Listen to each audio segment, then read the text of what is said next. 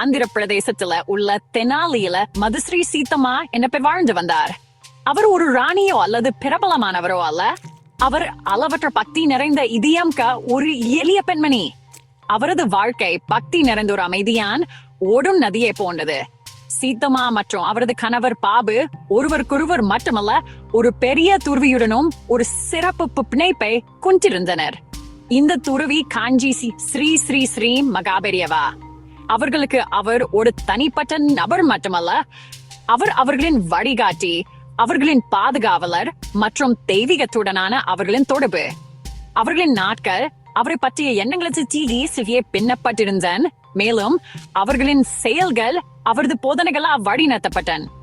அவர்களின் ஆன்மீக பயணம் திருவண்ணாமலையில் உள்ள ஸ்ரீரமணாசிரமத்துக்கும் அவர்களை அழைத்து சென்றது. அவர்கள் ஸ்ரீரமண மகரிஷியிடமும் ஆழ்ந்த பக்தி கொண்டிருந்தனர். வழக்கமாக பறவைகள் தங்க சூடுகளுக்கு திரும்புவது போல சீத்தம்மா மற்றும் பாபு ஆசிரமத்துக்கு செல்வார்கள். அவர்கள் அமைதியா மண்டபத்தில் அமர்ந்து அமைதியும் மனத்தையும் உள்வாங்கிக் கொள்வார்கள். அவர்களுக்கு துறவிகளுக்கு இடையே எந்த வித்தியாசமும் இல்லை. ஸ்ரீ மகா பெரியவா மற்றும் ஸ்ரீ ரமண மகரிஷி இருவரிடமும் ஒரே ஒளியை கண்டனர். இந்த தூய்மையான மற்றும் எளிமையான பக்தி அவரின் வாழ்க்கையின் மிகப்பெரிய பொக்கிஷமா இருந்தது.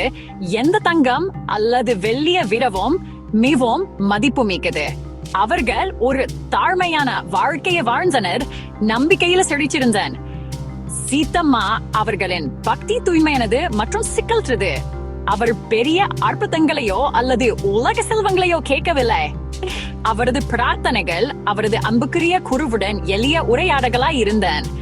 மகா பெரியவா எப்போதும் தன்னுடைய இருக்கிறார், தனது குடும்பத்தை ஒரு மென்மையான புன்னகையுடன் கவனித்துக் கொள்கிறார் என்று அவர் நம்பினார்.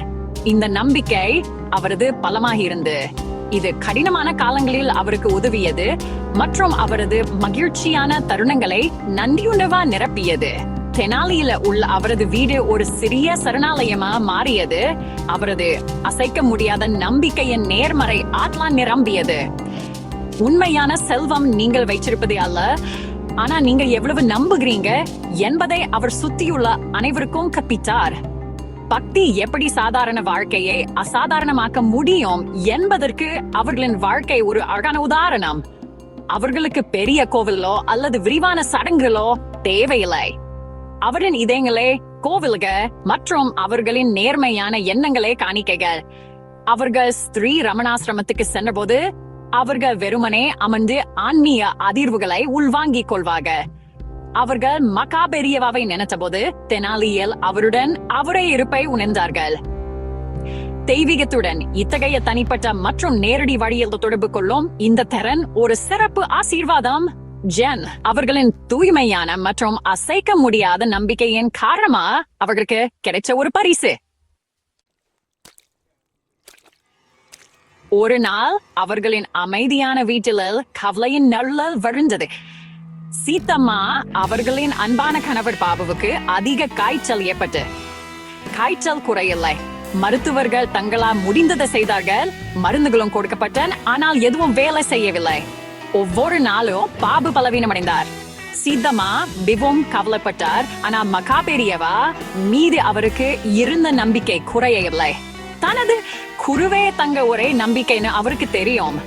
கனத்த இதயத்துடனும் உறுதியான நம்பிக்கையுடனும் அவரும் பாபுவும் பெரிய துறவிய பார்க்க புறப்பட்டனர். அவரது சன்னதியில இருப்பதே அவர்களுக்கு ஆறுதலையும் தீர்வையும் தரும் என்று அவர் உணர்ந்தார்கள். இறுதியாக அவர்கள் மகா பெரியவா முன்னால் நின்றபோது அவர் அவர்களை தனது கனிவான அறிந்த கண்களா பார்த்தார். சீத்தம்மா தங்கள் பிரச்சனையை விளக்கினார். அவரது குரல் கணவருக்கான கவலையா நிரம்பி இருந்தது. துறவி பொறுமையா கேட்டார். அவர் ஒரு புதிய மருந்தோ அல்லது ஒரு சிறப்பு மருத்துவரையோ பரிந்துரைக்கலை. அதுக்கு பதிலா அவர் ஒரு விசித்திரமான அறிவுறுத்தலை கொடுத்தார். அவர் பாபுவை பார்த்து, சந்தைக்கு செல், சூடான காரமான மிளகாய் பஜ்ஜி வாங்கி சாப்பிடு என்னார். சீத்தம்மா மற்றும் அங்கிருந்த மற்றவர்கள் அதிர்ச்சி அடைந்தனர். அதிக காய்ச்சல் உள்ள ஒருவருக்கு காரமான எண்ணெய் நிறைந்த உணவை கொடுப்பது அனைத்து மருத்துவ ஆலோசனைகளுக்கும் எதிரானது. இது மிகவும் ஆபத்தான காரியமா தோணியது. ஆனா சீத்தம்மா மற்றும் பாபு ஒரு கணம் சூடத்துறவியின் வார்த்தைகளை கேள்வி கேட்கல. அவர்களின் நம்பிக்கை முழுமையானது. மகா பெரியவா அவர்களின் வார்த்தைகள் தங்கள் புரிதலுக்கு அப்பாற்பட்ட ஒரு ஞானத்தை கொண்டிருப்பதை அவர்கள் அறிந்திருந்தனர். அவர் நெருப்பை சாப்பிட சொல்லியிருந்தால் அவர்கள் முயற்சித்திருப்பாங்க. எனவே அவர்கள் தங்கள் தலையை குனிந்து ஏற்றுக்கொண்டு அவரது கட்டளையை பின்பற்ற கூறப்பட்டனர். அவர்கள் அருகிலுள்ள சந்தைக்கு நேராசனர். அவர்கள் சூடான புதிதாக தயாரிக்கப்பட்ட மிளகாய் பஜ்ஜிகளை விற்கும் ஒரு விற்பனையாளரை கண்டனர். பாபு தனது பலவீனம் மற்றும் பசியின்மை இருந்த போதிலும் தனது குருவின் அறிவுறுத்தலின்படி பஜ்ஜிகளை வாங்கினார். காரமான சிற்றுண்டியை பிடித்த போது அவரது கை லேசாக நடுங்கியது. முழு நம்பிக்கையுடன் பாபு காரமான பஜ்ஜிகளை சாப்பிட்டார். ஒரு நோயாளிக்கு இது ஒரு விசித்திரமான உணவா இருந்தது, ஆனால் அவர் அவற்றை தெய்வீக மருந்து போல சாப்பிட்டார். பின்னர் ஒரு அற்புதம் நடந்தது. பஜ்ஜிகளை சாப்பிட்ட சிறிது நேரத்திலேயே பாபுவுக்கு வியர்க்க தொடங்கியது. வெப்பம் அவரது உடலை விட்டு வெளியேறுவது போல் தோன்றியது. அடுத்த நாள் காலைக்குள் அவரை நீண்ட நாட்களாக தொந்தரவு செய்த காய்ச்சல் முற்றிலும் போய்விட்டது. அவர் மீண்டும் புத்துணர்ச்சியுடனும் ஆரோக்கியத்துடனும் உணர்ந்தார். நவீன மருத்துவம் தோல்வியற்ற துறவியின் அசாதாரண மருந்து வேலை செய்தது. ஒரு குருவின் அருள் உலகத்தின் தர்க்கத்துக்கு அப்பாற்பட்ட மர்மமான வழிகளை செயல்படுகிறது என்பதற்கு இது ஒரு சக்தி வாய்ந்த பாடம். சீத்தம்மா அவர்களின் குருவுடன் கொண்டிருந்த ஆழ்ந்த தொடர்பு பெரும்பாலும் அவரது கனவுகளை வெளிப்பட்டது. இவை சாதாரண கனவுகள் அல்ல, அவை தெய்வீக தரிசனங்கள், காப்பெரிவாவிடமிருந்து வந்த செய்திகள். ஒரு நாள் இரவு அவருக்கு ஒரு மிக சிறப்பு வாய்ந்த கனவு வந்தது. இந்த கனவில் அவர் மகா பெரியவா அவருக்கு முன்னால் நிற்பதை கண்டார். அவர் அவரை மிகுந்த பாஸ்டுடன் பார்த்தார். பின்னர் அவரது உருவம் மெதுவாக மாறத் தொடங்கியது.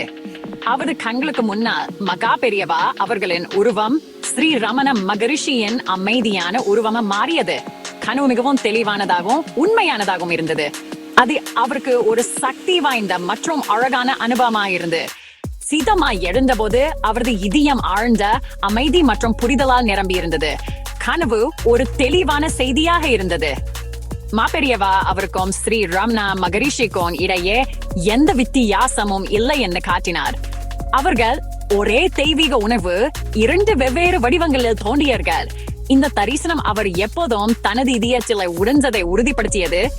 இரு துறவியரிடமும் அவர் கொண்டிருந்த பக்தி ஒரே தெய்வீக சக்திக்கு அர்ப்பணிக்கப்பட்டது. இந்த உணர்தல் அவரது நம்பிக்கையை மேலும் பலப்படுத்தியது மற்றும் அவருக்கு இருந்த சந்தேகங்களையும் நீக்கியது. கனவு ஒரு தனிப்பட்ட ஆசீர்வாதம். குருவுக்கும் அவரது பக்தருக்கும் இடையே பகிரப்பட்ட ஒரு ரகசியம். அவருக்கு வந்த ஒரே கனவு இதுவல்ல. மற்றொரு சந்தர்ப்பத்தில் அவர் ஸ்ரீ ரமணாசிரமத்தில் இருப்பது போல் ஒரு கனவு கண்டார். கனவில் அவர் ஸ்ரீராமன் மகரிஷியை கண்டார். அவர் அவருக்கு வணங்கும் போது அவர் புன்னகைத்து உருவம் மகா பெரியவா அவர்களின் உருவமாக மாறியது. இந்த தொடர்ச்சியான கனவுகள் தெய்வீகத்திடமிருந்து ஒரு நிலையான உறுதிமொழியாக இருந்தன. அவை ஒரு ஆழமான ஆன்மீக உண்மையை அவருக்கு கற்பிக்கும். மகா பெரியவா அவர்களின் வழியாக இருந்தன். அனைத்து பெரிய குருமார்களும் ஒரே இறுதி யதார்த்தத்தின் வெளிப்பாடுகளே. அவர் உடல் வடிவங்களுக்கு அப்பால் பார்க்கவும் அனைத்து உண்மையான துறவிகளையும் இணைக்கும், ஒன்றிணைக்கும் ஆவியை காணவும் அவர் கற்பித்தார். இந்த அனுபவங்கள் சீதம்மா அவர்களின் ஆன்மீக வாழ்க்கையின் மூலக்கலா மாறியன். அவை அவருக்கு எந்த உலக உடைமைகளையும் விட மதிப்பு மிக்கவை.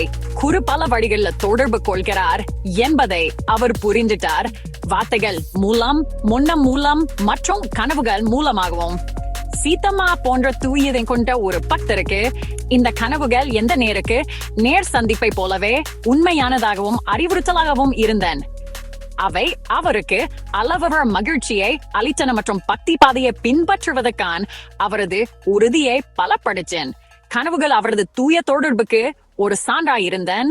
நம்பிக்கை வலுவாய் இருக்கும்போது குரு ஒருபோதும் தொலைவில் இல்லை என்ப நிரூபித்தன். ஒருமுறை சீதம்மா மற்றும் பாபு தங்கள் சொந்த ஊரான தெனாலிய ஒரு சிறிய கோயிலை கட்ட முடிவு செய்தனர். மற்ற பக்தர்களும் அவரது இருப்பை உணர வேண்டும் என்பதற்காக மகா பெரியவா அவர்களின் சிலையை நிறுவ விரும்பினர். சிலையை உருவாக்க ஒரு சிற்பியை நியமித்தனர். இருப்பினும் சிலை முடிந்ததும் அவர்களுக்கு ஒரு சிறிய பிரச்சனை ஏற்பட்டது. சிலையில உள்ளுறவி அணிந்திருந்த புனுல வலது தோல் இருந்து இடது தோலுக்கு செல்லும் வழக்கமான முறையில செதுக்கப்பட்டிருந்தது. ஆனா மகாபெரிவா தனது வடிவத்துல இடதுபுறத்துல இருந்து வலதுபுறமா அணிந்திருந்தார். இந்த சிறிய விவரம் பக்தி கொண்ட தம்பதியினரை மிகவும் கவலையடைய செய்தது. தாங்கள் தவறு செய்துவிட்டதாகவும் சிலை தங்கள் குருவின் சரியான பிரதிநிதித்துவம் அல்ல என்னும் அவர்கள் கவலைப்பட்டார். எவ்வளவு சிறியதாயிருந்தாலும் தவறு உள்ள ஒரு சிலையை நிறுவ அவர்கள் விரும்பவில்லை. இதனால் கவலையடைந்து அவர்கள் மீண்டும் மகாபெரிவாவை சந்தித்து அவரது வழிகாட்டலை பெற புறப்பட்டனர். அவர்கள் பணிவுடன் அவரை அணுகி சிலையின் புனூல பற்றிய தங்கள் குழப்பத்தை விளக்கினர். துறவி சொல்லியிருந்தா ஒரு புதிய சிலையை உருவாக்கும் அவர்கள் தயாராக இருந்தனர். தங்கள் பிரச்சனையை அவரது காலடியில வைத்து சரியான பாதையை அவர்களுக்கு காட்ட அவரது ஞானத்தை முழுமையா நம்பினர். மகாபெரிவா அவர்களின் கவலையை ஒரு மென்மையான விளையாட்டுத்தனமான புன்னையுடன் கேட்டார். அவர் கவலைப்பட்டதா தெரியவில்லை. அவர் பிரபலமான நகைச்சுவையுடன் அவர்களை பார்த்து ஒரு எளிய கேள்வியை கேட்டார். ஒரு புகைப்படம் ஒரு நபரின் ஒரு பக்கத்தை மட்டுமே காட்டுறதா அல்லது அதில் இரு பக்கங்களையும் பார்க்க முடியுமா? பின்னர் அவர் தொடர்ந்தார், நீங்க என்ன முன்னா இருந்து பார்த்தா பூநூல இடதுபுறத்தில் இருந்து வலதுபுறமா செல்வது போல் தோன்றும். ஆனா நீங்கள் ஒரு கண்ணாடிய எனது பிம்பத்தை பார்த்தா அது எப்படி தோன்றும்? அவது எளிய வார்த்தைக அவர்களின் அனைத்து குழப்பங்களையும் நீக்கிய ஒரு ஒளிக்கதிர் போல இருந்தேன். திடீரென்று சீத்தம்மா மற்றும் பாபு புரிந்து கொண்டனர். சிலை ஒரு கண்ணாடி பிம்பம் போல இருந்தது. ஒரு பிம்பத்துல புனூல உண்மையில வலதுபுறத்துல இருந்து இடதுபுறமா செல்வது போல் தோன்றும். துறவி தனது எளிய மற்றும் நகைச்சுவையான விளக்கத்தால் அவர்களின் பிரச்சனையை தீர்த்திருந்தார். அவர் அவர்களுக்கு ஒரு முக்கியமான பாடத்தை கற்பித்தார். சிறிய வெளிப்புற விவரங்களில் சிக்கிக் கொள்ள வேண்டாம் என்று அவர் அவர்களுக்கு காட்டினார். ஒரு கல் சிலையின் செதுக்கப்பட்ட புனூலின் திசையை விட அவர்களின் இதயங்கள்ல உள்ள பக்தி முக்கியமானது. நிம்மதியுடனும் மகிழ்ச்சியுடனும் அவர்கள் தெனாலி திரும்பி துறவியின் ஆழமான மற்றும் எளிய ஞானத்தால் தங்கள் நம்பிக்கை உறுதிப்படுத்தப்பட்டு மிகுந்த மகிழ்ச்சியுடன் சிலைய நிறுவினர்.